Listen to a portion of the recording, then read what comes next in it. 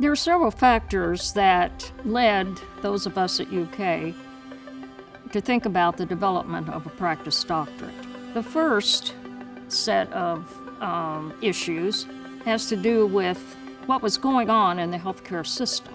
Many people remember the book To Err is Human, which was a publication in the year 2000, and it documented a number of mishaps in the healthcare system that occurred in the previous 10 years.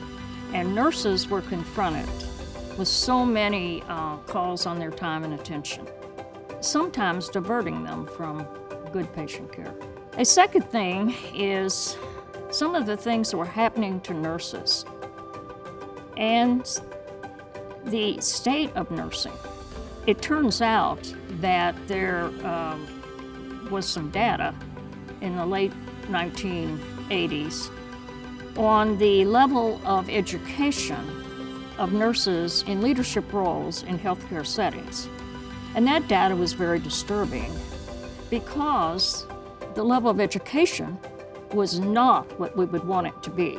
During that period, the strongest doctoral programs the strongest PhD programs across the field really emphasized actual doing of research. They did not deal with practice issues. After talking with key members of the faculty, I decided to put together a planning group.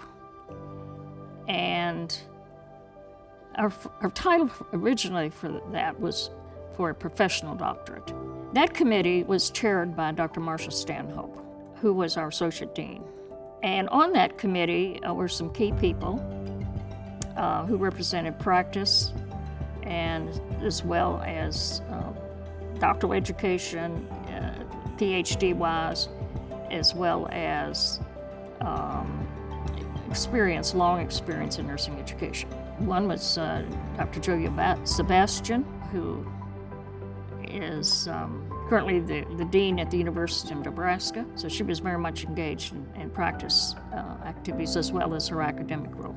Dorothy Brockhop was a faculty member who has always been committed to improving practice and particularly research utilization. And she, at the time,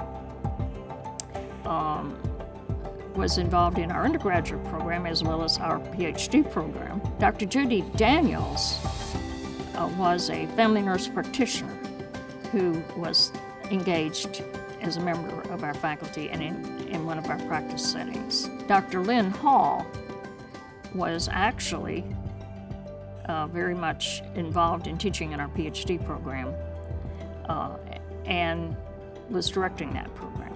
We had two outside consultants, Dr. Marla Salmon. She had been the director of two departments of public health nursing in two schools of public health. And we also had Dr. Diana Weaver, who had been the chief nurse at University Hospital for a number of years before she went to become the chief nurse at Yale New Haven Hospital. We had to get approvals and from various groups within the university, Council of Higher Education to get approval for the degree. All of this culminated in opening the program to students in the fall of 2001. We're talking about preparing people in the most effective way for practice leadership. And so we really have to keep our eye on the future. From the national point of view, it turns out from one to many, there are now, according to the data at the American Association of Colleges of Nursing, which keeps data on our nursing programs, over 400 such programs. It seems to be everywhere. I'm pleased that the access is improved. I think for now, what I'm most concerned about for the future is that we continue to strengthen such programs and make them as robust as possible.